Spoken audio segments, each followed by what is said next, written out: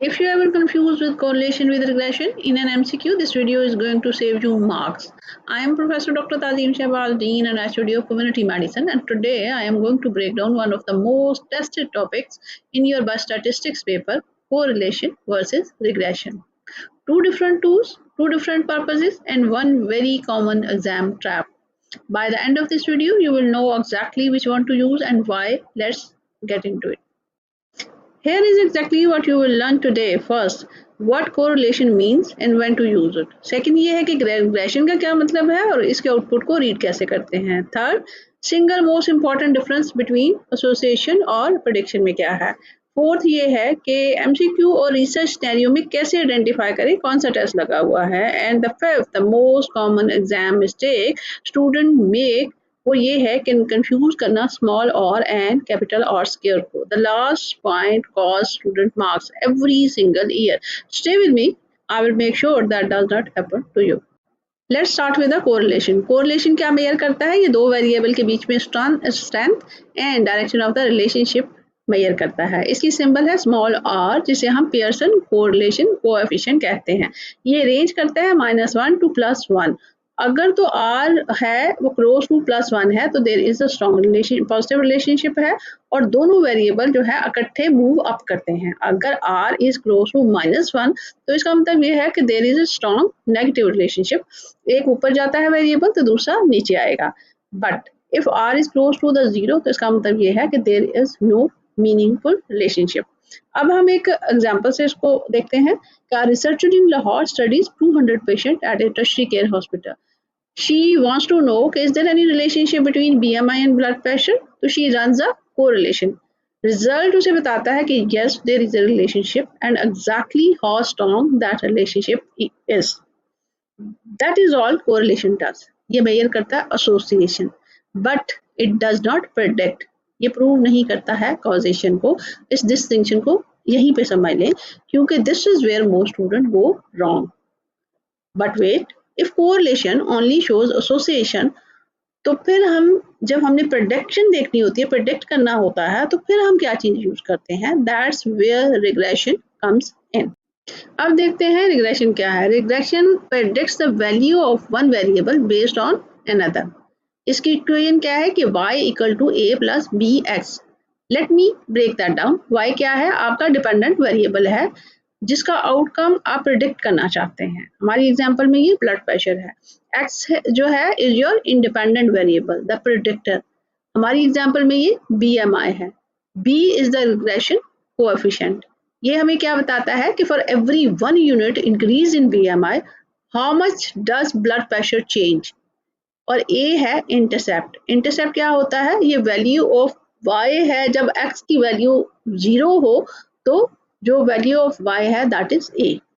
So if the regression coefficient is 1.2 तो इसका क्या मतलब है? It means every 1 unit increase in BMI increases systolic blood pressure by 1.2 millimetre Hg.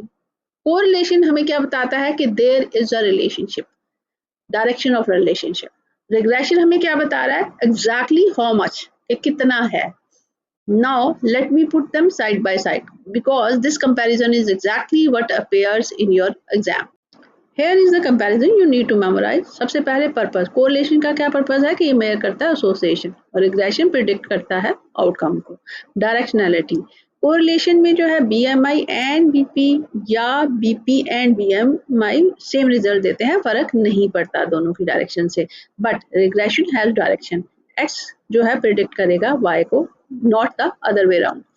Output जो है कोरिलेशन का क्या है कि ये आपको R वैल्यू देता है बिटवीन -1 एंड +1. रिग्रेशन आपको देता है कि ये y = a + bx. What it tells you? Correlation आपको जो क्या चीज बताता है? ये बताता है कि दोनों वेरिएबल्स के बीच में कितना स्ट्रॉन्ग रिलेशनशिप है और रिग्रेशन बताता है कि इनके दरमियान में कितना चेंज आ सकता है. अगर x चेंज होता है तो y वेरिएबल कितना चेंज हो सकता है. एग्जांपल BMI और ब्लड प्रेशर कोरिलेट करते हैं, लेकिन अगर हम ये जानना चाहते हैं, प्रिडिक्ट करना चाहते हैं कि पेशेंट का ब्लड प्रेशर कितना चेंज होगा उसकी BMI के चेंज होने से, तो we have to use regression. One more time repeat करते हैं कि कोरिलेशन क्या बताता है, आर दे रिलेटेड, दोनों वेरिएबल रिलेटेड हैं. रिग्रेशन क्या बताता है, can I predict one from the other. Memorise that, क्योंकि ये हमेशा ऐसे एमसीक्यू एग्जाम में आते हैं. Now let's look at what the R value exactly looks like visually. जब आप ये समझ लेंगे तो आपको सब समझ आ जाएगा. Look at this scatter plot. This is real Lahore hospital data. 200 patient है, BMI एक्सेस पे है, सिस्टोलिक BP Y एक्सेस पे है. R equal to +1, perfect positive relationship. और as X increases, Y increases in a perfect straight line. R equal to 0, no relationship. The dots are scattered randomly, no pattern. R equal to -1, perfect negative relationship. जब X increase करता है तो Y जो है perfectly decrease करता है. Real research में you rarely सी +1 और -1. Values between 0.7 and 1 are considered strong, between 0.4 and 0.7 moderate, and below 0.4 weak. Now here comes the part that trips up almost every student. वो है small r and capital R square. क्या है, क्या ये दोनों same thing है? Absolutely no. And this is the most common exam trap I have seen in 25 years of teaching. This is the slide you need to screenshot. Small r is the correlation coefficient. ये आपको strength and direction of the linear relationship बताता है. अगर r small r equal है 0.85 के तो इसका मतलब है कि strong correlation है. Capital R square is the coefficient of determination. ये हमें क्या बताता है कि how much of the variation in y is explained by x. अगर r square capital R square is equal to 0.72 तो इसका मतलब ये होगा कि 72% of the variation in blood pressure हम एक्सप्लेन कर सकते हैं by the BMI change. The remaining 28% कोई और फैक्टर हो सकते हैं. एंड देयर इज अ की रूल जिसे आपको याद रखना चाहिए कि capital R square is equal to small r square. Simply square your small r value. If r small r is equal to 0.85 so then capital R square equal to 0.85 into 0.85 जो कि equal होता है 0.72 के. In an MCQ if they give you R and ask about explain variance तो उसे square कर दें. If they give you capital R square and ask about unexplained variance तो उसे सब्सट्रैक्ट कर दें 1 से. So कैपिटल R स्क्वायर जो है इक्वल है 0.64. इसका मतलब क्या होगा कि 64% एक्सप्लेन्ड है एंड 36% अनएक्सप्लेन्ड फैक्टर्स हैं. That 36% question appears in exam regularly. The answer is always 1 minus capital R square.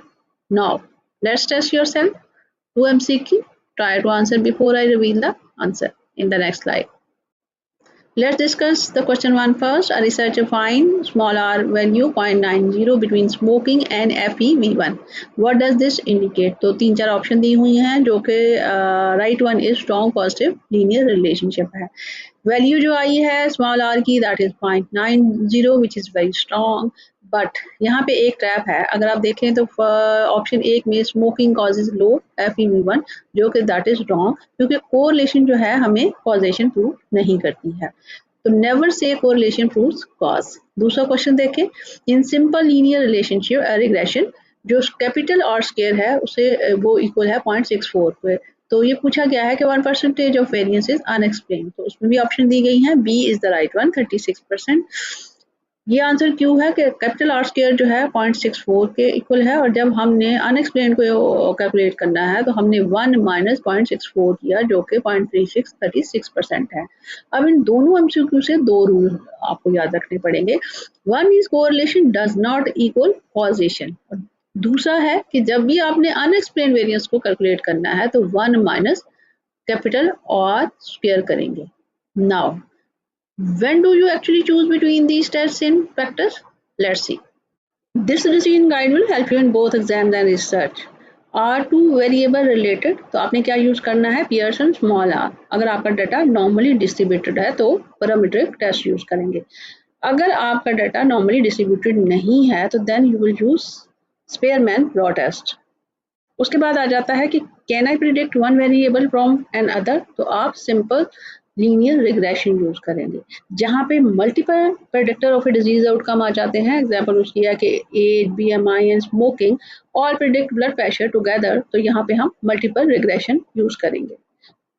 अगर दोनों वेरिएबल आपके कंटिन्यूस हैं और नॉर्मली डिस्ट्रीब्यूटेड है, this is the most common scenario at MBBS level, तो हम यूज करेंगे पियर्सन कोरिलेशन।